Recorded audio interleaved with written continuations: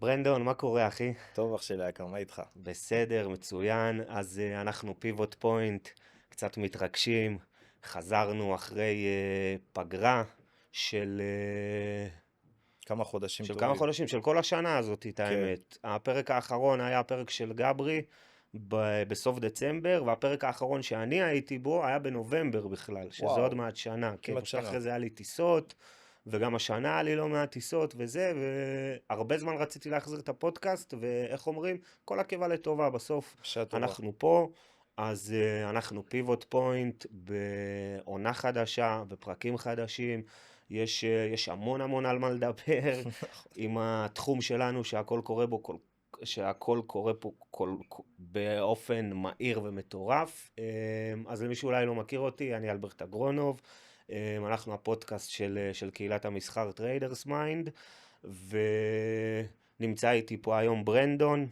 ברנדון כבר התארח אצלנו בפודקאסט ביולי הקודם. בדיוק לפני שנה. בדיוק לפני שנה, כן, מקודם סתם הסתכלנו מתי זה היה, וזה היה בשביעי ליולי 2025. ואיך עבר שנה, אה? אז ברנדון היה אצלנו בפודקאסט כבר, וברנדון, בלי שום קשר לזה שהוא סוחר אצלנו בקבוצה, הוא בחור מדהים, הוא חבר אישי מאוד מאוד טוב שלי, והוא שותף עסקי שלי בחיים ובכל מיני דברים שאנחנו עושים, וזה מה שרציתי להתחיל לדבר עליו.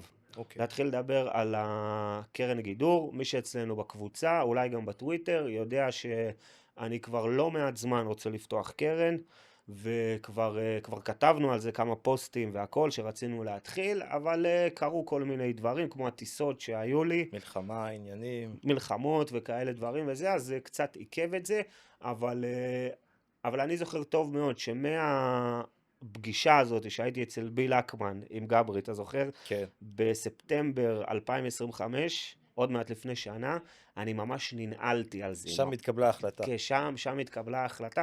שמע, אני אגיד לך מה, אני כל החיים רציתי לעשות קרן, אבל מה, יש שלבים שצריך לעבור. כאילו בחיים, נכון? כן.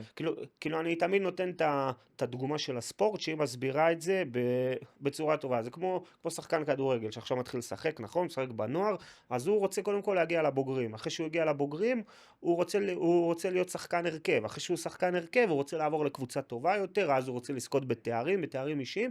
אז ככה זה אותו דבר פה. שאני התחלתי עם המסחר, המטרה שלי הייתה להתמקצע בו, להיות טוב בו, אחר כך להיות עקבי בביצוע. קודם כל הייתי מופסד, אחר כך להיות מופסד פחות, אחר כך להיות ברייק איבן, אחר כך להיות רווחי, אחר כך לשמור על הרווחיות ועל ביצועים לאורך זמן, שזה כולל גם סייקלים של ביר מרקט, של שוק תנודתי, את כל מה שיש. ותמיד אמרתי שהשלב הסופי שלי יהיה לפתוח קרן. ועכשיו אנחנו כבר בשלב הזה, וזה פודקאסט לקבוצה שלנו, שהיא תמיד תקבל את העדיפות להכל. אז אני רוצה פה להודיע פה בהזדמנות הזאתי, שממש בחודשים הקרובים, בשבועות הקרובים, כל הדבר הזה יצא לפועל. אז אני בפברואר כבר כתבתי על זה נכון. בקבוצה, אתה זוכר? כן, בפוסט. שאנחנו התחלנו את זה אז אחרי שהייתה לנו את הפגישה עם עודד, אתה זוכר? כן. ואז בדיוק אחרי כמה ימים התחילה המלחמה, קיבלנו לזה ברקס, ואז אני הייתי צריך לטוס לכמה חודשים לצד השני של העולם. והנה עכשיו אנחנו פה, חזרנו, והקטע הזה והעניין הזה כן הולך לצאת לפועל, אז שהקבוצה שלנו תדע שאנחנו הולכים לעשות קרן. אני וברנדון, שכמו שאמרתי, הוא מעבר לזה שהוא סוחר אצלנו, והוא בן אדם מדהים, הוא סוחר טוב, ובוא תספר קצת על עצמך, איש עסקים, נתניאתי. קודם כל, תודה רבה על המחמאות, אלברט. אני חושב שאתה קצת מגזים. אני גם חושב שאני לא מגזים בכלל, האמת. זכיתי לחבר יותר מאח, מה שנקרא.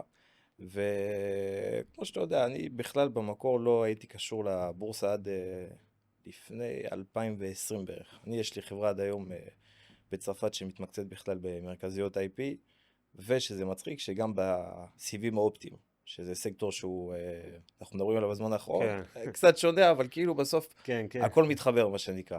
וכמו, אני לא רוצה להגיד כמו כל סוחר מתחיל, אבל אני גם עברתי את המסלול של לפתוח את החשבון באינטראקטיב או לא משנה מה, להתחיל עם דיי טריידינג, משם כמו שאתה אומר כל הנפילות, קודם כל ההפסדים, אחרי זה ה-break even וכדומה, ושם בוא נגיד שאני חושב שלמדתי את השיעורים הכי גדולים של החיים. הרבה יותר ממה שאפשר לראות מה שנקרא בקבוצות מסוימות, באינסטגרם או בזה, כי בסוף אין כבעל ניסיון מה שנקרא. כן.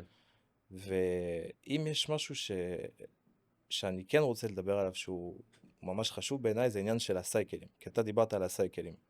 עכשיו, בספר, אם אני לא טועה, של ג'סי איברמור, יכול להיות שאני מתבלבל בספר, יש גרפים 100 שנה אחורה. יכול להיות, תקן אותי אם אני טועה, של וויליאם אוניל. של וויליאם אוניל. כן, הסטוק בייבל, How to כן. make money in stocks, הפרק הראשון, 100 שנות מניות ווינריות באמריקה. נכון. עכשיו, אם לוקחים אני מן הסתם כאילו עברתי על כמה גרפים, לא על כולם, אבל אני חושב שמי בוא נגיד מ-2020, הוא פספס את מה שקרה מאז, הוא לא באמת חווה...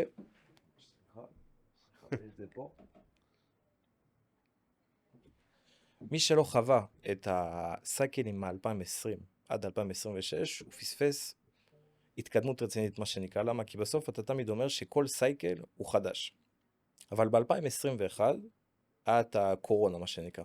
אוקיי. הייתה לנו קודם כל סוג של התרסקות, ואחרי זה בול ב-2020 זה היה, 2020, במרץ, אפריל, כן. ואז ב-2021 בול מרקט שלא זוכר מתי ראינו משהו כזה. מטורף. וב-2022 ההפך המוחלט. כן. ואז 2023-2024 היה קצת יותר רגוע, וב-2025 ו-2026 ראינו תופעה חדשה שלימדה אותי הרבה על ענווה. עכשיו, למה אני אומר את זה? כי כשאתה רואה את 2020 ו-2021, אתה אומר, אוקיי, אני זוכר את משבר הסאב פריים שהיה ב-2028, הבורסה עברה כבר מלחמות, היא עברה, אין משהו שהבורסה לא עברה, ובסוף אתה רואה בסוף היא יודעת כיוון אחד. לא, היא יודעת רק כיוון אחד, זה לעלות למעלה. כן. אז אתה אומר לעצמך, אתה יודע, אם אין לך את הענווה הזאת, אחרי כמה שנים, טוב, עברנו את הקורונה, עברנו כמה מלחמות, עברנו פה שם, אנחנו ערוכים בערך, אנחנו יודעים מה הסיסטם, הכל, אנחנו יודע להתמודד. אבל ב-2025, אם אתה זוכר, באפריל היה לנו תיקון... היה לנו שנתיים של כמעט אותו דבר. היה לנו שזה מדהים. היה לנו שנתיים של כמעט אותו דבר, אבל מה שקרה באפריל 2025, זה כאילו כל הסייקלים שתיקח, שלפחות אני זוכר, לא קרה דבר כזה. אם אתה זוכר, ממש יש 2 ימים או 3 ימים שהשוק מחק 8 או 10%, אם אני לא טועה. אלה... ויום אחרי זה כן, החזיר כן, אותם. כן, כן. ואז אתה מבין את המשמעות של... אלה עד היום בין הימים הכי גדולים שהיו ever באינדקסים. כן. ואז אתה באמת מבין הנסדק עלה איזה 10% שם, בלואו 10% של אפריל ביום, 2025. אני זוכר את כן, הנרות כן. בלייב, זה היה משהו שאי אפשר היה לתאר את זה, ואז אתה באמת מבין שבאמת כל סייקל הוא חדש. זאת אומרת, זה לא רק שהוא חדש, כי עוד פעם, אתה יכול להגיד, אנחנו יודעים פלוס מינוס מה קורה, יש לנו את הסיסטם, 200 DMA, יש לנו את כל זה, אבל בסוף אתה רואה שכל פעם זה יכול להפתיע מחדש, כי גם השנה, שנתיים האחרונות, אתה מסכים איתי שעם מה שאתה מעביר לקבוצה... כאילו אני אגיד לך מה, זה... כאילו הכל חוזר על עצמו בסוף, רק מה? בווריאציות שונות טיפה, בסגנונות טיפה שונים, אבל בסוף, כאילו, אם אתה עולה ברזולוציה קצת, אז אתה רואה שבסוף, מבחינת טכנית, מבחינת איך שהשוק נע, הוא עולה למעלה, ואז מדשדש, ואז נכנס לפולבק, או ביר מרקט, ואז חוזר לעלות. עכשיו, רגע, סליחה, אז השנה זה היה בגלל מלחמה עם איראן. שנה שעברה זה היה בגלל הטאריפס, נכון? ב-2018-2019, אגב, גם היה משהו דומה, אז לא יודעת כמה היית בשוק, אבל גם היה משהו דומה, אם אתה פותח את הגרף של 2018 ב-S&P, שטראמפ נכנס, משהו בתקופה הזאת, אז גם היה סיבוב טאריפס הראשון, גם היה כמעט אותו דבר. כאילו, אז אתה רואה איך הכל חוזר על עצמו, אבל מה? בגלל שהשוק הוא מוצר מאוד דינמי, וזה בני אדם בסוף שמניעים אותו, הוא לא יכול לחזור על עצמו to the penny, כאילו בדיוק אותו דבר. נכון. אבל הוא כן סוג של מתחרז. כאילו כן, הדברים כן... אני רוצה לעצור אותך שנייה, כי מה שאני בא לומר זה שגם עם כל היסודות שיש לנו, שאתה מעביר כבר בקבוצה, אתה יודע, של ה-price action וכל הדברים האלה, אז תשים לב שבתקופה האחרונה, גם הדברים האלה זה לא כזה שחור לבן, ובגלל זה, כמו שאתה אומר, זה וריאציות חדשות, שאם אתה שומר על הבסיס, כמו שאתה אומר, ועל הסיסטם, הכל בסדר, אבל זה דורש התאמה שהיא תמידית, שהיא בלי סוף, כי כל פעם זה וריאציה חדשה, זה לא משהו שהכרנו, זה כל פעם מתחדש. זה הנקודה שאני מנסה להביא לך, אם אתה מבין מה אני אומר. שמע, בוא נראה אם הבנתי אותך נכון. יש לנו את הפאונדיישן של הדברים, נכון? כן. היסודות שזה חייב להיות זהה. אבל פה נכנס הקטע שהתחום הזה זה אומנות בסופו של דבר. לגמרי. זאת אומרת, זה לא שחור או לבן, זה לא מתמטיקה או פיזיקה או משהו כזה, נכון? זה נכון. כאילו, ופה נכנס האלמנט של הניסיון של הסוחר. כאילו הניסיון שלו והקילומטראז' שהוא צבר וכל הידע שיש לו והכמויות פרייס אקשן שהוא ראה. בגלל זה למשל אני תמיד אומר להיכנס לחדר סטאפים. למה? לא כדי, הנה אני אקח את הטרייד הזה או את הטרייד הזה. לא, להיכנס לחדר סטאפים כדי לראות איך פרייס אקשן יוצא לפועל, נכון? בלייב, כן, נכון? איך כן. פרייס אקשן נע, איך הוא יוצא לפועל. הרי אני כל יום מעדכן את הסטאפים, נכון? מעדכן עוד all time high, עוד 52 week גם high, זאתי בנסיעות, מתחילה זה, לפעול אתה לא נח. בנסיעות, בטיסות, בלא יודע מה. ועכשיו למה אני עושה את זה? לא כי משעמם לי, נכון? לא כי משעמם לי בחיים, אני פשוט מעלה סטאפ, וזה לא שאני שוכח ממנו, אני מעלה סטאפ וצריך לראות איך הוא יוצא לפועל, איך הוא מתקדם, וכן, אם כל יום המניה תעשה all time high חדש, אז אני אעדכן את זה כל יום, כי רק ככה, תוך כדי חזרתיות על הדברים, ועוד פעם לראות את זה, ועוד פעם לראות את זה, פתאום סוחר, הוא מבין שזה ככה. יש אבולוציה מאוד יפה שקורית אצלנו בתחום, שכולנו היינו שמה. כשאנחנו נכנסים לבורסה, אנחנו אוטומט עושים את כל הטעויות האפשריות. ולמה? כי המוח מנתב אותנו לשם. נכון שאתה נכנסת לתחום, אז בחיים לא הסתכלנו על מניות בשיא, נכון? נכון. תמיד חיפשנו גרף שעלה, לקנות בסייל. כן, גרף שעלה ואז קרס, ואז אתה אומר, עליתי פה על משהו, אם המניה הזאת פעם הייתה ב-200, עכשיו היא ב-20, יש לי פה איזה מציאה, כי בסוף היא חייבת לחזור לעלות, שהחייבת ולחזור לשם. מבוסס על כלום ושום דבר. על כלום על הראש ושום... שלך, על הדמיון שלנו. על מה? על נטו איך שטבע האדם בנוי, איך שהמוח שלנו בנוי. וזה אגב משהו שאני אומר כל הזמן, המוח שלנו לא מתוכנת למסחר במניות. לגמרי. אנחנו צריכים לתכנת אותו מחדש. זה לא רק נכון, שהוא, אתה מסכים איתי? זה לא רק שהוא, אני רוצה שנייה להתעכב על הנקודה הזאת, זה לא שהוא לא בנוי למסחר, הוא בנוי להפך המוחלט. להפך כי המוחלט, תחשוב בדיוק, שבן כן. אדם, בטבע שלו, בלי להיכנס עכשיו לעומקים, יש לו תאוות, בן אדם רוצה ממון, לא משנה מה, בן כן, אדם כן. מורכב מרצונות, רוצה להצליח, רוצה כל מיני דברים. אז כשבן אדם נכנס למסחר, מה הוא רוצה? הוא רוצה לעשות כסף. כן. בוא נגיד את האמת, הוא לא רוצה עכשיו, לא אכפת לו מהגרפים, לא אכפת לו הוא רוצה לעשות כסף. יש לנו כמובן אותך, יש לך פשן אמיתי והכל, אבל רוב האנשים, אנחנו מדברים עכשיו על רוב האנשים, הם רוצים לעשות כסף. עכשיו, במסחר, בשביל לעשות כסף, העבודה היא בעצם להילחם בטבע שלך. למה אני אומר את זה? כי אתה צריך לראות מניות שטסות לך מול העיניים ולהבין, פספסתי, אני לא רוצה להיכנס. אתה צריך לשלוט בכל הדחפים שאומרים לך, תיכנס פה, תעשה ככה, תעשה ככה, תעשה ככה. כן, זה אומר כן, שזה... כן, אתה יודע איך כתבתי אתמול או שלשום בטוויטר או שבקבוצה שמסחר במניות זה מבחן ברוטלי, ממש ברוטלי, שלך כנגד עצמך. נכון. כי תחשוב עכשיו בן אדם רגיל, נכון? הוא חווה נגיד, כאילו בן אדם רגיל שחי את החיים שלו, אז הוא חווה שמחה ועצב ואופוריה, וזה כאילו על טיימליין שהוא די ארוך, נכון? נכון. כאילו בחיים, פתאום בשורה כזאת. עכשיו, בתחום שלנו, אתה חווה את כל זה ביום אחד לפעמים, נכון? בכמה דקות לפעמים. בכמה דקות. פתאום מניה שנכנסת, טסה 10%, סתם דוגמה, כולך מבסוט, וואי, יש איזה...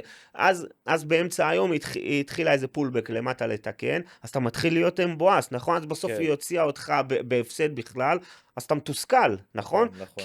כאילו, וזה סתם דוגמה קטנה, כאילו, בתחום שלנו אתה חווה את כל האמוציות האפשריות בפרק זמן מאוד מטורף. מאוד קצר. מטורף. זה למה? זה בסוף, זה מבחן, זה משחק ברוטלי, מאוד אכזרי, שלך מול עצמך.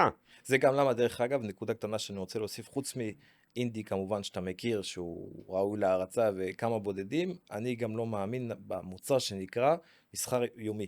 למרות שאני גם מכיר אנשים שכן מתפרנסים מזה, כי תחשוב בקבוצה שלנו אנחנו יותר, בוא נגיד, על סווינגים וכדומה, אז עוד איכשהו הרגשות הם כאילו יותר קלים לניתוב. אבל במסחר יומי אתה, מה שעה 4:30 שעון ישראל, אתה מתמודד עם כל זה בכמה דקות, כן, גם כן. בהפסדים, גם ברווחים, לך תילחם עכשיו בריבנג' טריידינג, בכל הטעויות, בכל הדברים האלה, זה, לכן גם הרוב המוחלט מפסיד, דרך אגב, של הסוחרים. נכון. שמע, אני אוסיף על זה משהו, אני לא הכי אוהב לדבר על דיי טריידינג, אבל אם כבר... לא, סתם הייתה... לא, אם כבר הזכרת את זה, אז בוא נגיד משהו, לכל הסוחרים היומיים שאולי שומעים אותי עכשיו וזה, אי אפשר, קודם כל, כמעט אי אפשר לעשות בזה כסף, וגם מי שעושה, הוא כאילו הולך לשיטה הכי הכי קשה, קשה הכי והכי לא קשה. מתגמלת. הכי נכון, לא מתגמלת, כי כשאתה נכנס יוצא באותו יום, אז אתה קודם כל, אתה מוגבל לכמות אחוזים שאתה יכול לעשות, נכון? כן, נכון? אתה כן. מוגבל, או, ואתה מסתמך פה על דיוק רגעי, שנכנסת, ומאותו רגע שנכנסת המניה עלתה. בלי לדבר על כל כן, האלגו וכל כן, מה כן. שקורה שם באותו כן, רגע וכל ושאתה עושה מסחר סווינג, אז אתה בא לתפוס תנועה, אז אתה לא נכון, חייב את הדיוק הרגעי הזה, כי נגיד נכנסת, ואז מניה התחילה לרדת לך. אני זוכר שנה שעבר שנכנסתי ב-AMD, אם אתה כן, זוכר, אז בסשן, שתי סשנים שאחרי הכניסה שלי, היא בכלל ירדה. ואז היא הביאה איזה גאפ-אפ פיצוץ, מטורף שם, והתחילה לעלות. אז זה בדיוק הקטע, שבמסחר סווינג, התנועה שאתה תופס היא יותר גדולה, המוח שלך נשאר בריא, נקרא לזה, לאורך נכון. זמן, מבחינת מיינדסט, והוא לא חווה שחיקה, הפוטנציאל פה של מה שאתה תעשה הוא הרבה יותר גדול. אין על מסחר סווינג, בסוף, איך ג'סי ליברמור, איך ג'סי ליברמור היה אומר תמיד, money is made by sitting, not נכון, trading. You נכון. got it sitting, not trading. והדוגמה הכי טובה מהזמן האחרון, למשל, זה הטרייד באסטרלאבס. רציתי נכון או לא? לדבר עליו. זה הטרייד באסטרלאבס, שהוא פשוט היה מדהים, ואין, אגב, זה זה לא טרייד הסיבוב, בונבון. זה לא הסיבוב הראשון שלך עליה גם, בוא נגיד את זה לקהל הרחב, כי אם אתה זוכר, היה לך סיבוב שנה כן, שעברה או לפני שנתיים, היה לי כמה סיבובים עליה. כמה סיבובים. כן, כן, זה משהו שיוחאי הזכיר לי, שאלברט, יש לך על המניה הזאת 100% הצלחה. קודם כל, 100% הצלחה. מטורף. כן, כי עכשיו כל מי ששומע אותי, שלא יחשוב פה איזה משהו, זה כמעט ולא קיים, זה המניה היחידה שיש לי עליה 100% הצלחה. מה זה אומר? שכל פעם ששכרתי אותה, זה היה טרייד מוצלח. ווין רייט 100%, בקיצור. ווין רייט של אפס טעות. 100% על הטרייד הזה, ועכשיו, שנייה, זה טרייד שהוא באמת מראה את כל מה שאנחנו לומדים במשהו אחד, בטרייד הזה, אתה רואה את כל מה שאנחנו לומדים. ברייקאוט, נכון? של כן. 200 DMA, של heavy wap ושל קו פריצה. כל הדבר הזה נותן לך אזור מושלם לשחק כנגד, נכון? כן. ואז מתחילה התנועה. עכשיו, במהלך התנועה הזאת היו לא מעט ימים שהמניה ירדה, פתאום 7%, פתאום 12%, היה לה שמה, קצת אחרי שלקחתי פרשיאל, היה לה איזה שבוע, שבועיים אולי, שהיא בכלל עמדה במקום, כאילו דשדשה כזה. פה אני רוצה להיכנס קודם כל, אני לא יודע, בסיבוב הראשון, אתה זוכר שרשמת שיש כמה טריידרים מהקבוצה, אם אני לא טועה, שלקחו איתה את הטרייד, אבל לא בהכרח החזיקו אותה עד הסוף. אז כן. קודם כל אני מקווה שהפעם למי שנכנס איתך זה משהו שקורה בכל כן, העסקאות, אבל כן, בסדר. כי צריך את הסיבולת, מה שנקרא. אז קודם כל אני מקווה הפעם לצופים שמי שכן נכנס איתך החזיק את כל הטרייד, אבל מה שהיה מדהים אתה החזקת את כל הטרייד למשל, אני לא? החזקתי את כל הטרייד, אבל מה שהיה מדהים בעיניי זה תשמע, והיה לי גם, אתה יודע, עם רובין היה לי סיפור יפה גם של 180% וכדומה, אבל זה הטרייד שמבחינת מיינדסט ומנטלית להחזיק, היה לי הכי קשה בחיים, מאז שאני זוכר את עצמי בבורסה. הכי קשה. זה של אסטרלאבס זה של עכשיו. אסטרלאבס. אני אגיד לך למה, יש כמה סיבות. קודם כל, בוא, המניה בשוק שאנחנו לא יכולים להגיד עכשיו שזה שוק הכי בריא, גם לא הכי לא בריא, אבל אתה יודע, יש לנו את המשוגע בבית הלבן שיום אחד אומר X, Y, יכול להזיז את השווקים, יכול לשבור, ויום אחרי זה אתה רואה שהכל מתהפך. אבל היא גם עלתה, אם אני לא טועה, בשיא שלה, באזור ה-160%. הייתה על 490, אם אני לא טועה, לא יודע, אני צריך להסתכל. וכאילו, ודיברנו על זה, ואתה יודע, החוזקה של לא לשים, אפילו לא לקחת פרשל אחרי הפרשל הראשון, לא לשים סטופ בגאפ-אפ, כשהמניה כבר עברה את 450. זה משהו שלא נתפס. תשמע, אני אגיד לך על זה משהו. שנייה, אני מסיים. לא רק שזה לא נתפס, זה מה שגורם לסיסטם להיות הסיסטם. כי כמו שהפעם זה נגמר פה, זה יכול גם להיגמר ב-300%. כן. אתה יודע את זה. כן. כן, אבל תשמע, אני אגיד לך על זה משהו. פה נכנס הקטע שסוחרים לדעתי לא מסתכלים על הרייד ווינרס כמו שצריך. זאת אומרת, סתם אני אתן לך דוגמה. עכשיו נגיד אסטרלאפס. נגיד שהמניה הגיעה ל-400, נכון? סתם כן. דוגמה, אבל ה-EMA 21 הוא ב-320.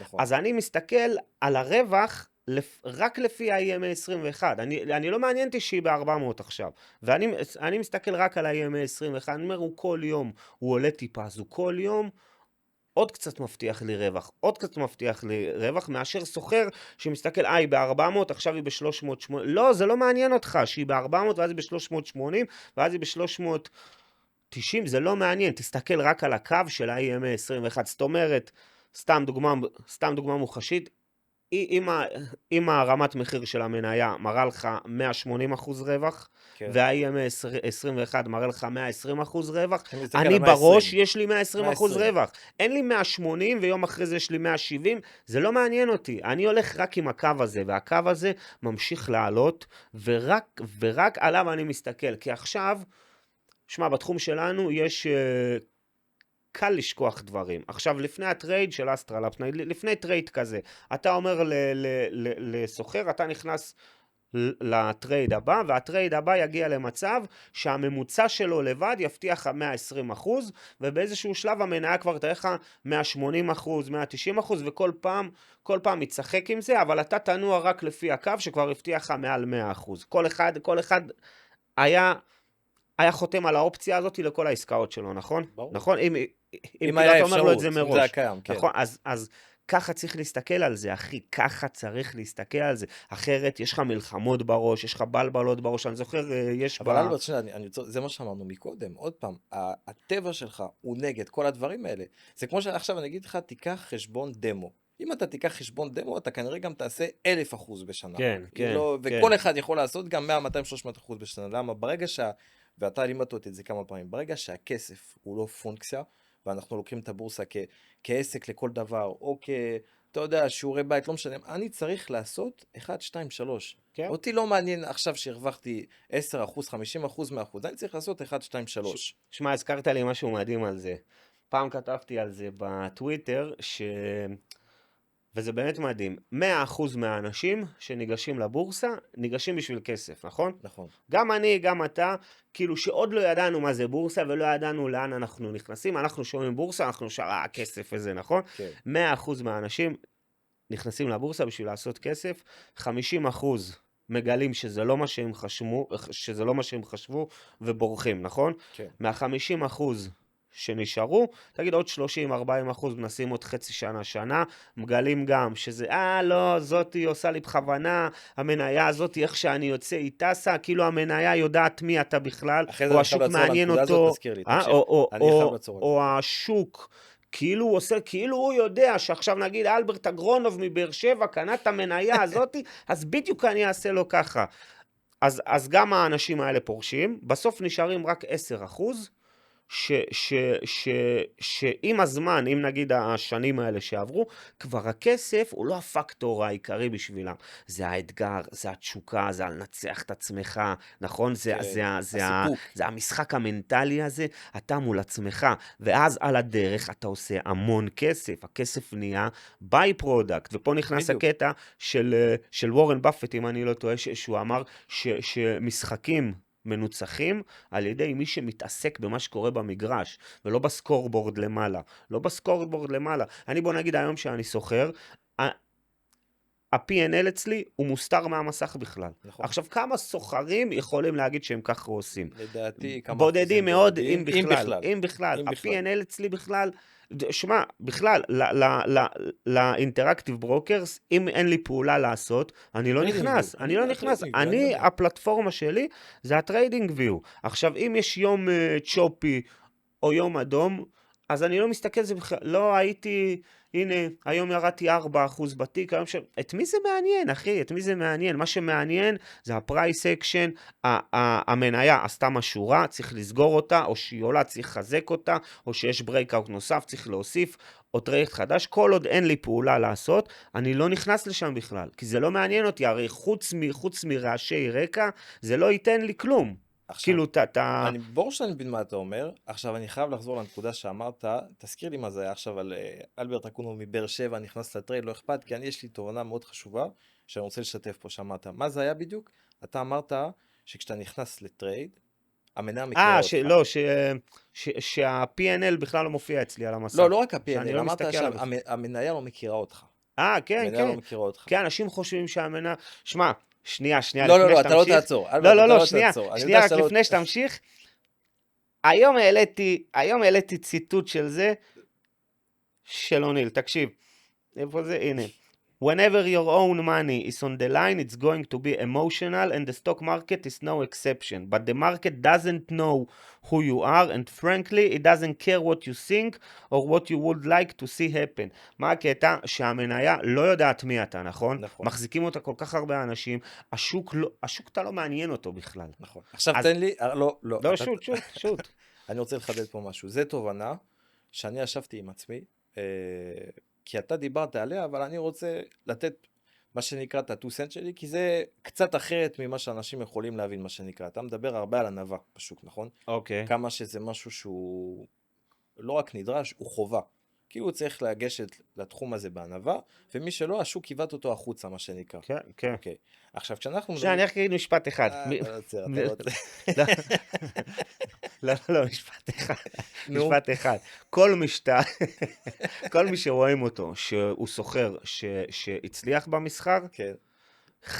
חייבת שתהיה לו ענווה. כי למה? כי אתה חייב לעשות במהלך הדרך מספיק טעויות, כן. וכל כך הרבה שטויות, ולהתגבר עליהם, אז עם הזמן הענווה הזאת נוצרת בך לבד. ואיך אומר מרקט וויזארד פול תיאודור ג'ונס, don't be a hero, וברגע שאתה חושב שאתה יודע משהו, השוק יהיה שם כדי להכות בך ללא רחמים. וזה אגב משהו קטן שמוכיח, למה? בלי לציין שמות, שכל הליצנים בחוץ שמוכרים לך קורסים וזה, ובואו תוך 3 חודשים תלמדו איך עושים כסף, יש להם את הכל חוץ מהענווה. זאת אומרת שהם בחיים לא עשו כסף עקבי במסחר, כי כל הסוחרים שהגיעו לרמה של הצלחה עקבית, יש להם את הענווה הזאת שכבר מובנית בהם. כאילו, הבנת הכוונה שעכשיו תמשיך, סליחה. אם אני אזכר. עכשיו, לגבי הענווה הזאת, עכשיו שאתה מדבר על הענווה הזאת, מה הצופים, מה מי שרואה אותנו יכול להבין? הוא יכול להבין שכאילו בן אדם שניגש לבורסה, הוא צריך להיות בן אדם טוב, לא גאפתן, עם ענווה, מה שנקרא, כדי להצליח. אבל אני הגעתי למסקנה אחרת. למה? אתן לך דוגמה. אתה, אלברט, כולם יודעים, אם לא, אני אגיד את זה לצופים. אתה מקבל הרבה שאלות בדיסקורד, נכון? אתה מסכים איתי? אני לא יודע כמה עשרות ביום, אם לא יותר. המון, בפרטי בכלל. בפרטי. של אנשים חדשים שנכנסו, של אנשים שכבר בקבוצה. וזה בסדר, זה לגיטימי, כן? זה בשביל זה אנחנו פה. נכון. עכשיו, בשאלות שאתה מקבל, יש לך 2 אפשרויות. אתה יכול לענות לבן אדם בצורה ישרה אבל שטחית, זאת אומרת, לצורך העניין, אם השאלה תהיה נקודתית, אתה יכול להגיד לו, אתה יכול להיכנס לחדר סטאפים, או לחדר ככה וככה. בשביל להביא, להגיד, הנה, עניתי. בשביל להגיד וי, וזה יהיה בסדר. זה יהיה בסדר, אתה כאילו, זה לא שעשית משהו, נתת לו את התשובה. אבל בגלל שאני מכיר אותך, אתה לא תעשה את זה, אתה תיקח זמן, אתה תיתן לו תשובה מהלב, אתה תנסה לכוון אותו ולהדריך אותו, להגיד לו, תשמע אחי, תנסה להתחיל מככה וככה, אחרי זה תעבור לחדר סטאפים כללי, כאילו תשובה שהיא מפורטת, זה מה שאתה אומר. 1, 2, 3, לא תשובה מפורטת, תשובה של ענווה באמת, כי אתה רוצה לעזור לו, אתה רוצה להנגיש, אתה לא בא לעשות כסף, וכולם יודעים שאין באמת כסף מהקבוצה הזאת. בוא, אנחנו לא נפתח את זה כאן את ה$10 ואת מה שאני חושב על זה, ומה המחיר שלה אמור להיות, אתה גם היה לך את השיחות האלה כמה פעמים, לא, אני לא אפתח את זה. אבל מה שזה בא לומר זה, אלברט הוא בן אדם טוב שבא להעניק. אני אומר על השוק, על הבורסה, ענווה זה כלי הישרדותי. זאת אומרת כמו שיש לך קריטריונים לצורך העניין, צריך בשביל לפתוח חשבון, אתה צריך כסף, אתה צריך לא רישיון, כסף, אפליקציית מסחר. וואלה, אהבתי את מה שאמרת. אתה צריך כסף, אפליקציית מסחר, אתה צריך סיסטם, מי שרוצה לסחור כמו שצריך, אז הוא צריך כמובן את כל הספרים האגדיים של ג'סי ליברמור, וויליאם אוניל וכדומה וכדומה. אז אני אומר רגע, תן לי לסיים, וכחלק מהסיסטם, הוא יצטרך גם, אני אומר שחלק מהסיסטם צריך להיות ענווה, אבל לא כתואר, אלא ככלי הישרדותי, כי אם אין לו ענווה, אני אתן לך דוגמה אישית שלי קרה, ואני מבחינתי, יש לי גם המון כאלה, אבל זה, ככה אני לומד את זה. הייתה מנהל לפני כמה חודשים שהייתה לי בוואצ'ליסט, אין לי אותה עכשיו בראש, וכאילו עקבתי אחריה, ואתה יודע, אתה תמיד אומר, know you dancing partner, כמו שהיה לך עם אלאב או כמה... עכשיו יש מנהלות, אתה לא יכול להסביר את זה במילים, אפילו לא לפי הטכני, שאתה כאילו כל כך הרבה ראית גרפים, וראית את ההתנהגות שלה בלייב, שאתה כבר סוג של מכיר אותה במחאות, אתה יודע איך היא פועלת, אתה יודע שבפתיחה היא תפתח ככה, ואם היא לא אליך אז היא תפתח הפוך, אתה ממש מכיר אותה, ואתה עכשיו רואה שהיא מוכנה לטרייד, מה שנקרא, יש לה סטאפ, אבל כשאתה רוצה להיכנס לסטאפ הזה, הסקטור חלש, ולא רק שהסקטור חלש, יש סקטור אחר שהוא רותח, אפשר לקחת את השבבים, הגרופ כאילו. גרופ אחר שיהיה רותח, ששם יש לך סטאפ A+, מבחינת ווליום, מבחינת ברקאוט, מבחינת הכל. עכשיו, אז מה הענווה תדרוש ממך פה, ולמה אני אומר שזה כלי שרדותי, וזה אפילו לא קשור לאדם עצמו?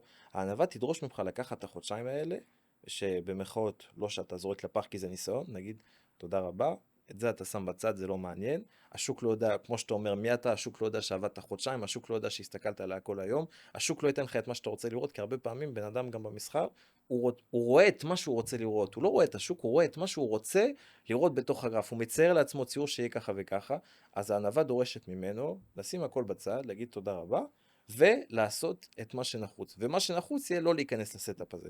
לזה אני אומר שזה יותר כלי שרדותי, כי בסוף זה גם יביא לפעולות לא נכונות, אם יהיה לך את האגו. גם, ותרשה לי להוסיף על זה, שמע, אהבתי את זה מאוד, שאמרת שזה כלי שרדותי, גם למה? מהקטע, גם מה שמקודם הראיתי לך לפני שנכנסנו לפה, ואני אחזור עליו, ברשותך. יש איזה סרטון קצר שאני מעלה לפעמים בקבוצה של מרקט וויזר ג'ק שוואגר, שהוא אומר ככה, הסוחרים הטובים ביותר לוקחים המון הפסדים, הם פשוט לא לוקחים הפסדים גדולים. האדם לא רוצה לקחת הפסד, כי הוא לא רוצה להרגיש כמו לוזר. האדם איכשהו יצר קשר רגשי ללקיחת הפסדים בשוק, וללהיות לוזר. ופה נכנס הקטע גם של הענווה הזאת. מרק מינרוויני מלא המון פעמים מעלה את הציוץ, שיש לי הפסדים כמו שיש לי ניצחונות. נכון. ואני גם, הנה, אני בוא נגיד, אתמול הסתכלתי על הסטטיסטיקה שלי, יש לי ווין רייט של 38%. 38%. זה אומר שמכל 10 עסקאות אני תופס 3-4. עכשיו, בן אדם שאין לו ענווה, הוא לא ייקח הפסדים, ואני מכיר לא מעט סוחרים כאלה שלא לוקחים הפסדים, אומרים, לא. כי הם חושבים שזה קשור אליהם, והם לא כן, מבינים שזה לא קשור אליהם. או שהאגו לא נותן להם, ולא אם אני אקח הפסד, זה אומר מי על הנייר זה יהפוך לאמיתי. אז פה כבר נכנס הבעיה הזאת, כבר נכנס הבעיה הזאת של הענווה, שכאילו... וזה קשור ישירות למה שאמרתי מקודם, שסוחר שבאמת הצליח ועושה כסף בצורה עקבית במסחר, זה כבר מושרש בו, מבלי שהוא תכנן, זה מושרש בו. למה? כי לאורך השנים הוא טעה כל כך הרבה, הוא הפסיד כל כך הרבה, הוא עשה כל כך הרבה טעויות, אז זה כבר נכנס אליו. ופה נכנס הקטע, שאם אתה זוכר פעם הייתי כותב את זה הרבה, שהבורסה זה הפסיכולוג הכי טוב בסוף של החיים. הבורסה מעבר לכסף שהיא מביאה בסוף, מה שהיא מביאה לך למוח, למיינדסט, להשחזה שלו, זה משהו שהוא בשבילי שווה ערך יותר מהכסף, כי אתה רואה איך כל העולם הזה מונע מפחד ותאווה, בצורה ארטקור, ורגש, בצורה ארטקור, ממש ארטקור, כן. וככל שאתה... בגלל זה, סליחה, אני עוצר אותך פה, דיברנו בדיוק עם הבחור הנחמד שהכניס אותנו פה לפודקאסט. אוקיי. אמרת לו כמה שמות של, אנחנו לא נגיד שוב את השמות. כן, שמות לא צריך פה. שהוא כן הכיר, אבל את השמות של מרק מינרוויני, וכל השמות האגדיים. אני חייב לספר את זה שנייה, אפשר? אותם הוא לא הכיר. כן, ולא רק שהוא לא הכיר, הוא לא יודע גם מה אתה רוצה מהחיים שלו. לא, כן, ואני אקשר את זה עם שאלה. ששאלו אותי פה רגע איפה זה. אתה על הטיימר אלברט, אז תבדוק שגם זמן. כן, לא. כן, בדיוק, יש לנו 25 דקות, שמה הזמן עף, אז בגלל זה, איפה זה נעלם?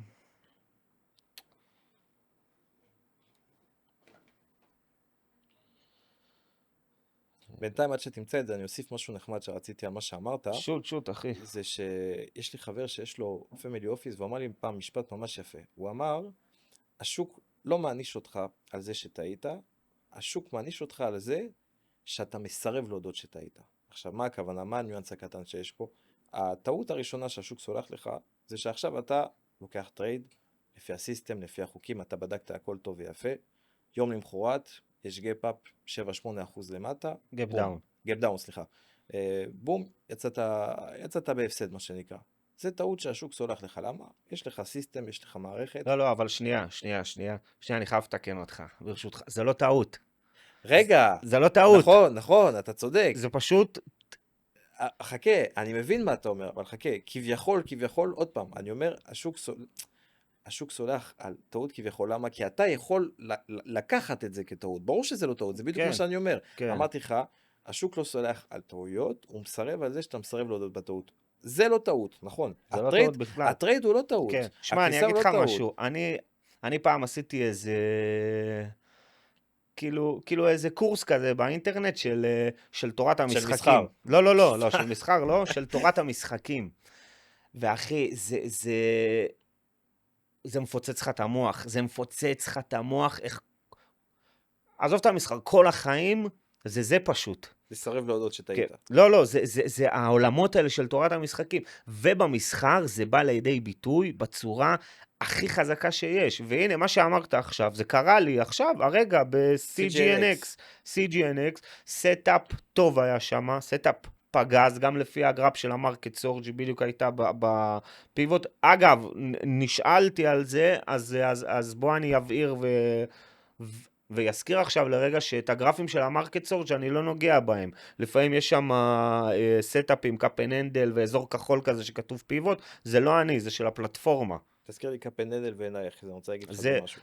זה של הפלטפורמה, אז אני פשוט מעלה את זה כדי שיראו גם את הניתוח שלי, גם את ההסתכלות של המרקט סורג', אבל עכשיו הנה, זה סטאפ שאני לקחתי, אחרי יום, אחרי יום, 10%, תודה רבה, יום טוב. כמו שהיה לך, מצד שני, אבל עם בי, למי שזוכר, לפני שנה-שנתיים, שיום אחרי, עשתה איזה, אם אני לא טועה, איזה 15%, בלום אנרג'י, כן. 15%. אז הנה. אז זה לפה ולפה, אז זה לא טעות. לא, הנה. עכשיו חכה, מה ההמשך? מה זה לסרב להודות שטעית? אתה עכשיו לוקח את המקרה הזה של ה-CGNX של המינוס 10%.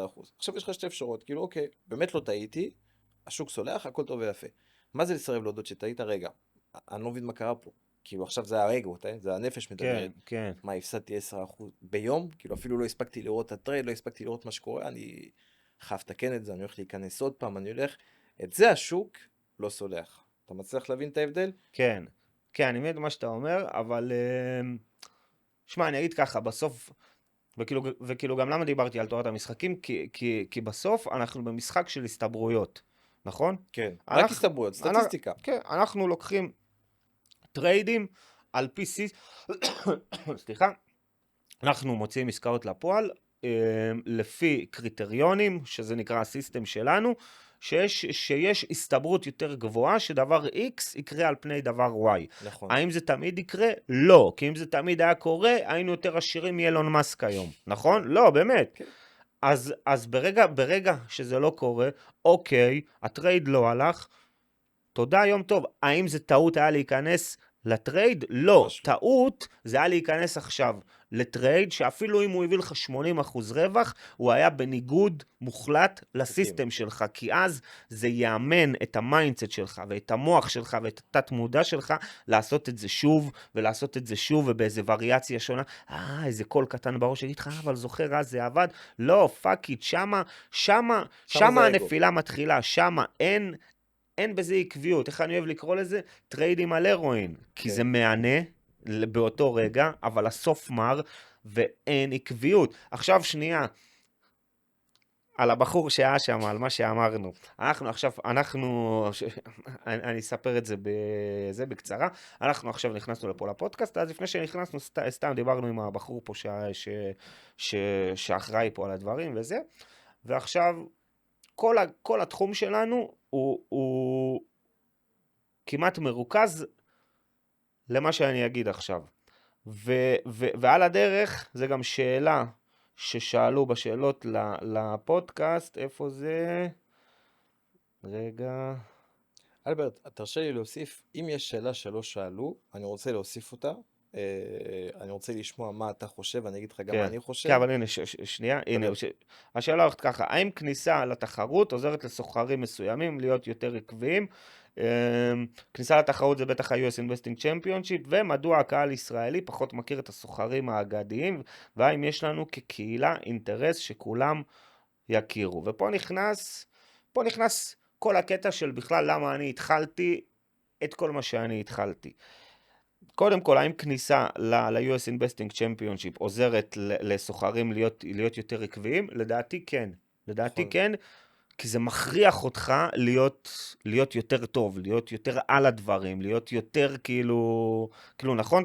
כאילו וגם זה כמו זה, שאתה משחק עכשיו כדורגל בשכונה, וגם זה, או שאתה משחק באיזה טורניר. זה גם זה, ואני אגיד לך יותר מזה, פסיכולוגית, כשבן אדם שילם על מוצר מסוים, גם, גם, הוא גם, מרגיש גם, סוג של בדיוק. מחויב, מאשר כן, לקבל את זה בחינם. נכון, אז בלי נכון. קשר זה גם יותר מחייב, גם, וכי ההרשמה בסוף לתחרות הזאת היא עולה כסף, עולה איזה 400 ומשהו דולר אם אני לא טועה. ועכשיו הקטע, יותר השער נמוך. כן, ועכשיו הקטע השני של השאלה, מדוע הקהל הישראלי פחות מכיר את הסוחרים האגדיים, והאם יש לנו כקהילה אינטרס שכולם יכירו.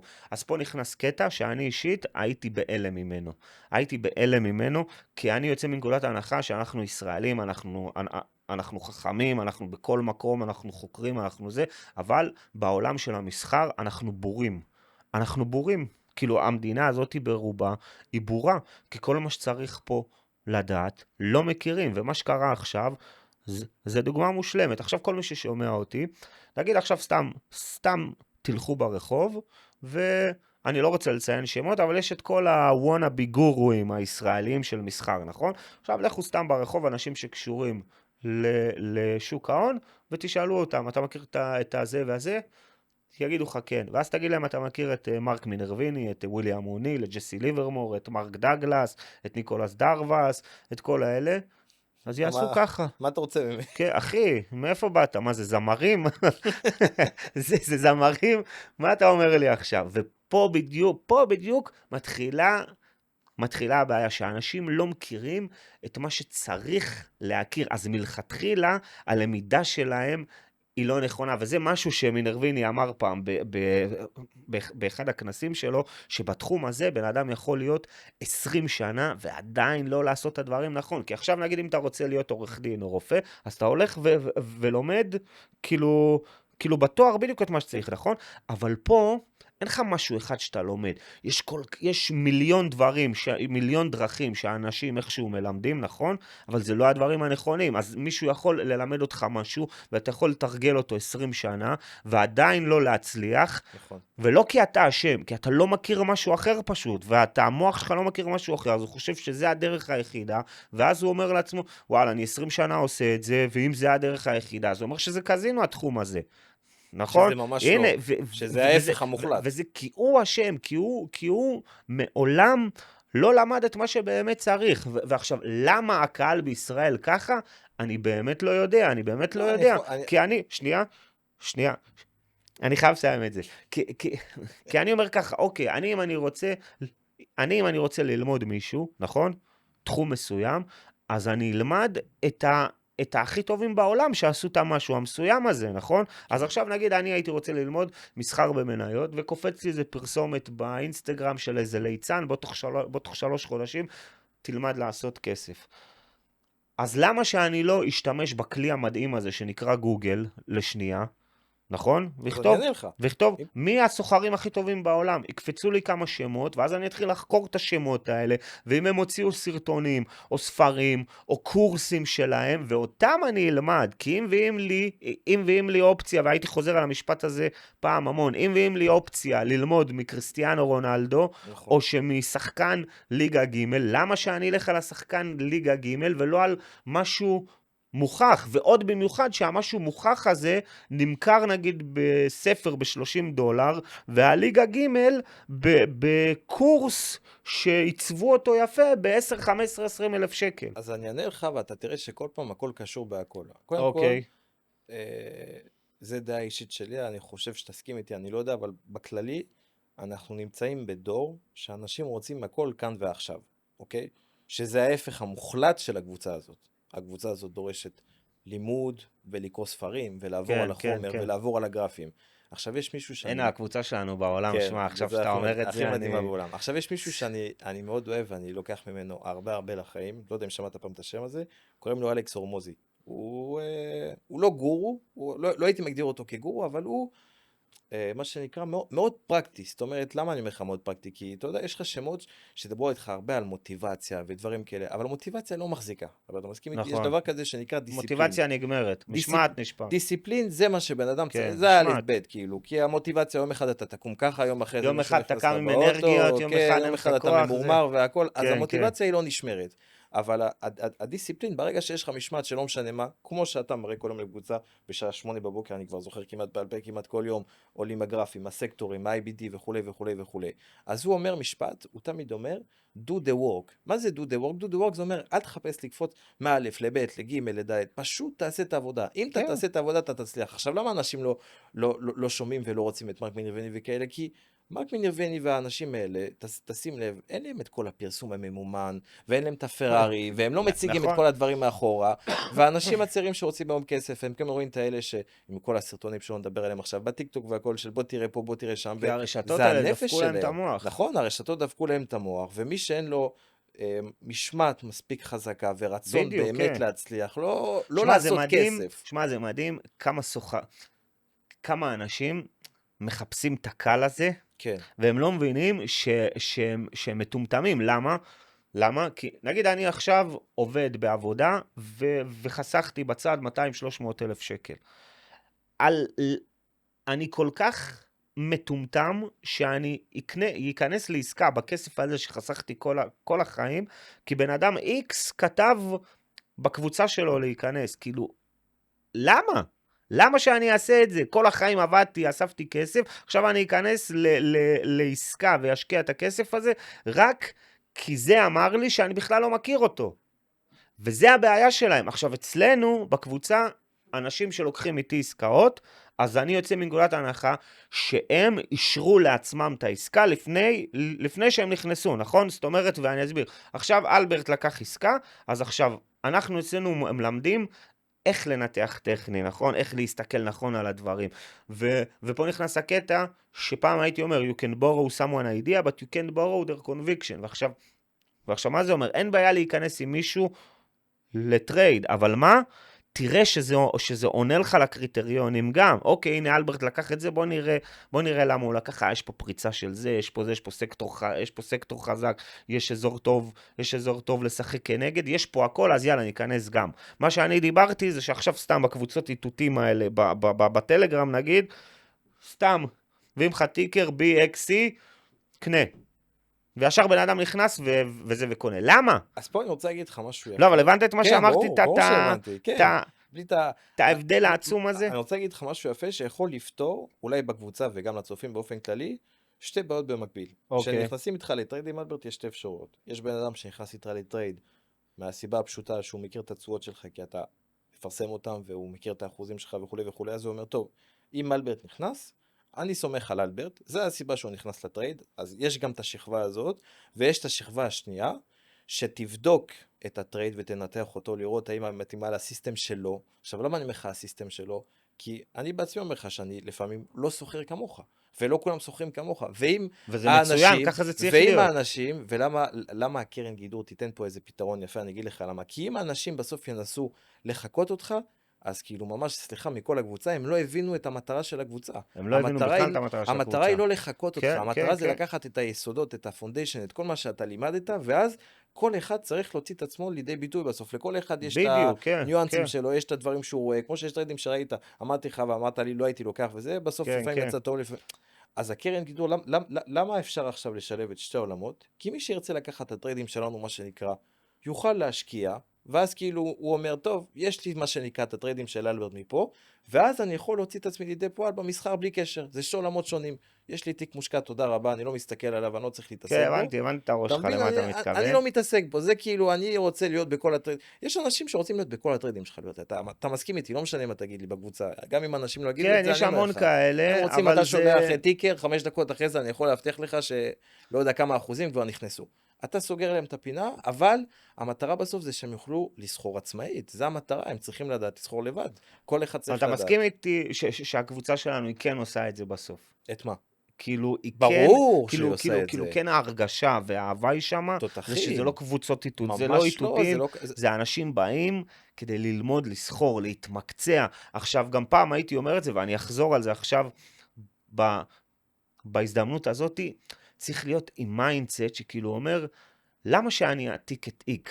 למה שאני לא אבוא, ילמד את X, וילמד את כל מה שהוא יודע, ואז שה-X הזה חס ושלום, קרה כן, לו משהו, לא יודע מה, שילך כוסו. אין יותר X, אני צריך לא, להסתדר כן, עכשיו, מה אני עושה כן, בלי X, כן, נכון? בדיוק, אתה מבין? בדיוק. ועוד פעם, אני מאוד אובייקטיבי, אני חושב אישית שבאמת אפילו שאנשים לא יאמינו לי שאני אובייקטיבי, שזו הקבוצה הכי טובה בארץ. אני באמת לא וואלה, מאמין תודה שיש... רבה לך, אחי. לא, אלברט, זה לא תודה רבה, זה כאילו... תשמע, יש לנו קבוצה באמת מדהימה. אני אגיד לך יותר מזה, פעם אחת עשיתי מחקר קטן, אפילו בארצות הברית, בקבוצות שם, אתה יודע שאני אוהב להסתכל, אני כאילו, גם שם, אני לא מוצא עדיין כאילו קבוצות וואלה, שמע, שמדברות הזכרת לי על משהו, אתה יודע, יש לנו סוחר שהוא בחור שגר בארצות הברית, והוא היה גם אצל לייף סוריד בקבוצה, וגם כן. גם אצל מינרוויני, ב-MPA, ואז נכנס גם אלינו. עכשיו בוא נעשה fast forward, חצי שנה קדימה, הוא עזב את שתיהם, והוא רק אצלנו. אז זוכר, שאלתי אותו, למה? אז הוא אומר לי, שמע, מה שיש פה, זה אין במקום אחר. תחשוב, סוחר שהיה בקבוצה של מינרוויני, במינרוויני פרייבט $1,000 אקסס, בחודש. ואצל לייף סוריד, ואצלנו, ובסוף עזב אותם, ונשאר אצלנו. כן. אתה מבין? אז וואלה, אני לקחתי את זה כמחמאה שהיא מטורפת, בסוף גם כל האיתותים האלה, וזה, זה חרטה. ברור. אין על אנשים שבאים כדי באמת ללמוד את המסחר, להיות יותר טובים במיינדסט שלהם, להיות בכל שבוע אחוז אחד קטן יותר כל טובים. יום, אחוז יותר כן. טוב. כי עכשיו, שמע, נשאר לנו 8 דקות. שאלות. אז אני אני מתחיל חייב עם פה השאלה שאלות. הראשונה, אני חייב לרמות, ואחרי זה אתה תמשיך. אוקיי, רוצה למה יש פה כמה שאלות וזה לא אני נעים. בטוח שגם אם זה לא שם, אנשים ירצו לשאול. אוקיי. איך אתה חושב, כי זה משהו שעכשיו מתפתח מהר מאוד, אם זה לא בשאלות, כאילו, ואתה רוצה לענות את זה בקצרה, תענה את זה בקצרה, איך אתה חושב שכל העולם של ה-AI ישפיע על המסחר? מאיזה בחינה? מכל הבחינות, מבחינת אלגו, מבחינת גרפים, מה אם אתה חושב שמשהו ישתנה, לא ישתנה, גם ככה מדברים עכשיו, אתה יודע, על החלפת כל מיני מקומות, עבודה, כי AI היום יכול לעשות משהו שג'וניור בחברת הייטק לצורך לא, העניין. כן. כי אבל אני שמע, רוצה אני להגיד אגיד לך לך על זה מה... משהו, אני לא סתם אומר לך את זה. אוקיי, אז אני אתן את דעתי, ומי שלא מסכים איתי, כאילו, הכל טוב. ברור, הכל אנחנו טוב. מדברים. אני אומר ככה, ה-AI של היום, אולי יש בו כל כך הרבה דברים, אבל אין לו את המוח האנושי, היצירתי, נכון? המחשבה באותו רגע, כן. נכון? הוא יודע, הוא כמו בינארי, 0 הוא או רובוט, 1. אתה אומר לו כן, 1, 1, הוא 1, 0 או 1, וזה לא מספיק לדעתי למסחר במניות. זה לא רק שזה לא כרגע מספיק. זה לא מספיק. אני אגיד לך עכשיו למה אמרתי את זה. אולי אם הוא יגיע בעתיד לסינגולריות, אז כבר עזוב שנלך כפות כולם, אבל אולי זה יהיה אחרת. אני אגיד לך למה זה לא מספיק, כי אני רוצה לחזור על משהו יפה שאמרת לי פעם, בגלל זה שאלתי את זה. כי בסוף תחשוב שה-AI, הוא יוכל לבצע לך את כל הפעולות במהירות מקסימלית והכל. אבל כמו שאמרת לי, אתה זוכר שדיברנו פעם על קאפ אנד הנדל והכל, איך זה נוצר קאפ אנד הנדל. זה לא בן אדם שמשתעמם עכשיו שמתחיל לייצר. כן, בדיוק. כל הקאפ אנד הנדל זה או מוסדים שיצאו, או ריטייל שרצה לצאת מוצר מסוים. אז ה-AI לא יוכל להחליף לך את זה, כי בסוף הטבע של הבן אדם לא משתנה. אז פה אני כאילו, למה שאלתי את זה? רציתי גם להרגיע אנשים, כי יכול להיות שיש כאלה שחוששים, כאילו מה, עכשיו אני לומד מסחר והכל, אבל אולי ה-AI יחליף את הכל ואני סתם עכשיו עושה את כל העבודה הזאת, אז התשובה היא לא. לדעתי כמובן הקטנה. כאילו לפי איך שאנחנו מכירים את הדברים היום. כי בסוף טבע האנושי לא משתנה. גם אם זה AI וגם אם מחר זה יהיה רובוטים ולא משנה מה. קאפ אנד הנדל זה פשוט תבנית, כאילו זה מפה של איך שהמוח חושב ופועל, ואיך שהוא מונע מפחד ותאווה. זה שזה בסוף יצא כמו קאפ אנד הנדל, זה כי ככה המוח עובד, אבל זה לא שאמרו, בוא נעשה בדיוק בזה, בדיוק קאפ אנד הנדל. עכשיו, שמע, בוא ניתן פה איזה... כן, השאלות, קדימה. איזה כמה שאלות. אשמח לתשובה לשאלה שעלתה לי לך. ואגב, תענה גם אתה, כן? בגלל זה אני מקריא את זה בכל. אשמח לתשובה לשאלה שעלתה לי לאחרונה. התחום הזה הוא 90% מיינדסט, בסוף כדי להצליח לסחור בסכומים גדולים וכדי לנהל תיק מסחר באמת גדול ולהתפרנס מהתחום, צריך מיינדסט מתאים. השאלה היא איך בנית אלברט את המיינדסט הזה כדי באמת להצליח בגדלים האלה, כי להצליח לסחור על תיק של $5,000, תיק של $1,000,000, סתם לדוגמה, זה אותה שיטה, אבל זה שונה מבחינת הראש.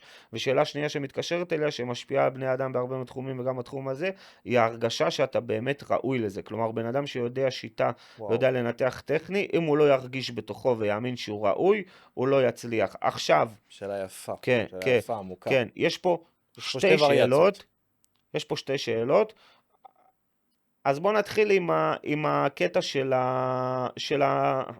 כדי להצליח בגדלים, כדי להצליח לסחור בתיק של 5,000 או $1,000,000, זו אותה שיטה, אבל זה שונה מבחינת הראש. נכון, זה מאוד שונה מבחינת הראש, אבל זה כמו כל דבר בחיים, צריך להגיע לשם בהדרגה, בהדרגה. בגלל זה אני אישית תמיד אומר ותמיד מציע לכולם להתחיל עם תיק מסחר קטן. גם אם בן אדם יש לו את האופציה עכשיו לפתוח חשבון מסחר של $100,000, זה לא נכון. פתח חשבון של $10,000, גם אם אתה יכול עכשיו לפתוח 100,000, פתח $10,000, כדי שמה תלמד לסחור, שהכסף לא יהווה בשבילך פקטור. נכון. נכון? זה התשובה דרך כן, אגב. כן, כן. בשביל להגיע לשם, הכסף לא צריך להוות נכון, פקטור. אבל אני אומר את זה ככה בקלות, לא, לא, הדרך כן, להגיע לשם למה גם? היא ארוכה. שמע, בסוף אנחנו בני אדם, נכון? וסכומים גדולים, אין מה לעשות.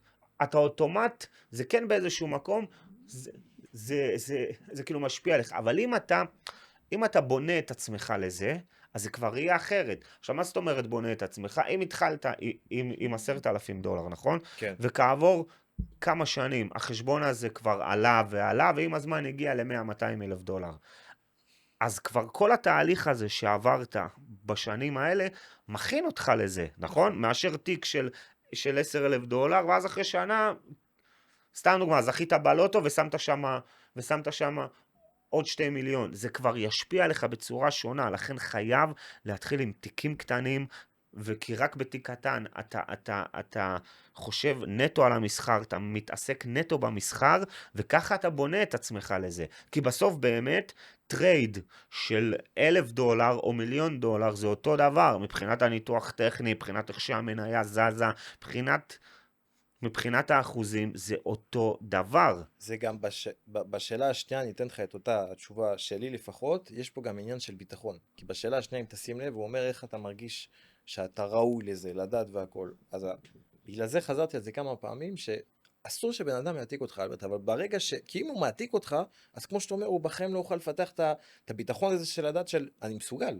אבל אם הוא ידע לעשות לבד את הטרייד, אם הוא יראה, רגע, אני עושה את זה, זה עובד שנה, זה עובד תיק של $10,000, זה עובד על 50, זה עובד על 100, הוא כבר יצר את הביטחון של, אני יודע לסחור, הוא עבר את הסייקלים, כמו שאתה אומר, מפסיד, break even, מרוויח. הביטחון זה מה שמאפשר לסחור בסכומים האלה, הביטחון של אני יודע מה אני עושה, זה העסק שלי, זה עסק לכל דבר בסוף אם תחשוב על זה. כן, בדיוק, שמע, תן לי רגע להוסיף על זה, וזה לא קשור רק למסחר, בן אדם בכל דבר שהוא עושה בחיים, ושוב ככה אני פועל, הוא חייב לראות את הסוף, לפני שההתחלה קרתה בכלל, הבנת מה אמרתי? רשום בספר של מרק מדברני שקראתי, אני זוכר את זה, כן? הוא רושם את זה.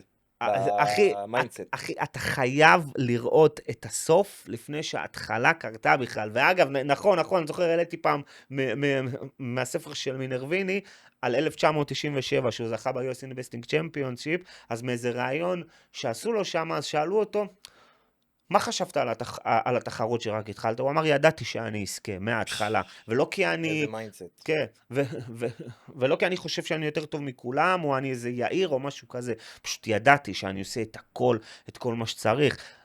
ופה נכנס בדיוק הקטע הזה שבן אדם מתחיל משהו, וזה לאו דווקא מסחר במניות. לא יודע, בן אדם רוצה להיות רופא, מהנדס, רוצה להקים עסק. אתה חייב לראות את התמונה הסופית בראש, לפני שהתחלת את הכל. אתה חייב לראות את זה. אחרת אתה תיצור לך איזשהו מחסום שימנע ממך להגיע לשם. אתה תמציא לעצמך דברים לפני שהכל יקרה. אני פעם שסיפרתי את הסיפור שלי, אז זה בדיוק מה שאני עשיתי. אני עשיתי חוזה עם עצמי, ואמרתי, או שאני נהיה סוחר מניות, אתה זוכר את זה? או שאני נהיה סוחר מניות, או שאני בגיל 80, עם מקל הליכה, עדיין ככה מנסה לסחור במניות, אבל האופציה של לא להיות סוחר מניות מצליח לא קיימת, היא לא קיימת. וזה משהו שהיה אומר פעם, וויל סמית, אין טעם לחשוב על פלן B, כי אז היא מוציאה לך את הפוקוס מפלן A. נכון. וזה באמת ככה, סוחר חייב לראות את הסוף לפני שההתחלה קרתה, אבל זה לא אומר, הנה אני רואה את הסוף, אז יאללה, בוא נחכה שהוא יגיע. לא, do the work. בגלל זה באתי עכשיו לחזור, כמו שאמרת, לאלכס הורמוזי, זה מה שהוא אומר לך היום, יש לנו גם, בלי קשר למה שאמרתי לך על הדור, יש לנו, שתדע, היסח דעת עם כל הסמארטפונים, וואו. ברמה לא נתפסת. אתה יודע, כל בן אדם שני היום יכול להיות עם ADHD, בלי לדעת אפילו, כן, כן. רק מהטלפונים ומהדברים האלה. והוא אומר, הבעיה של בן אדם, הוא מנסה משהו, שבוע, שבועיים, 3, לא עובד, עובר למשהו הבא, כן, עובר כן. למשהו הבא. לא עשית את הווק, לא עשית את העבודה. תעבוד חצי שנה, שנה, שנתיים. התוצאות יגיעו בוודאות, אבל מה הבעיה? הבעיה שלא רואים את ה... זהו, נגמר לנו נגמר לנו הזמן. וואי, חסר לנו, היינו צריכים לעשות קצת יותר ארוך. כן, בסדר, פעם הבאה נעשה. אז וואו, ועוד יש עוד כל כך הרבה על מה לדבר. אז מצטער. וואלה, באמת הזמן עף, אז אני מצטער על כל השאלות שלא הספקתי להגיע אליהן. הן כתובות אצלי, בפרק הבא אנחנו נדבר על זה. וגם אנחנו, כאילו גם אני, אולי הפודקאסט לא זורם בצורה הכי מושלמת שיש, כי גם אנחנו, בסוף אנחנו... לא יודע על מה אתה מדבר, זרם לי... כאילו, לא, כאילו, אני אומר, זה לא העולם שלנו, הדברים האלה, אז אנחנו יכולים, נגיד, לקפוץ מנושא לנושא, על זה אני מדבר, אבל זה היופי שבדבר. אבל זה האותנטיות. כן, זה האותנטיות, וזה היופי שבדבר, ווואלה, היה מדהים לדעתי. גם לי, היה מדהים. לי מאוד כיף, אלברט, אחי יקר. אז רק לסיום, אנחנו בזמן הקרוב, אנחנו נתחיל להריץ את כל הקטע של הקרן בצורה רצינית, הגיע הזמן לזה, אז כמו שאמרתי, ברנדון, שהוא בן אדם מדהים, הוא חבר טוב שלי, חבר אישי שלי, שותף עסקי שלי, ודברים גדולים בדרך, אז stay tuned מה שנקרא.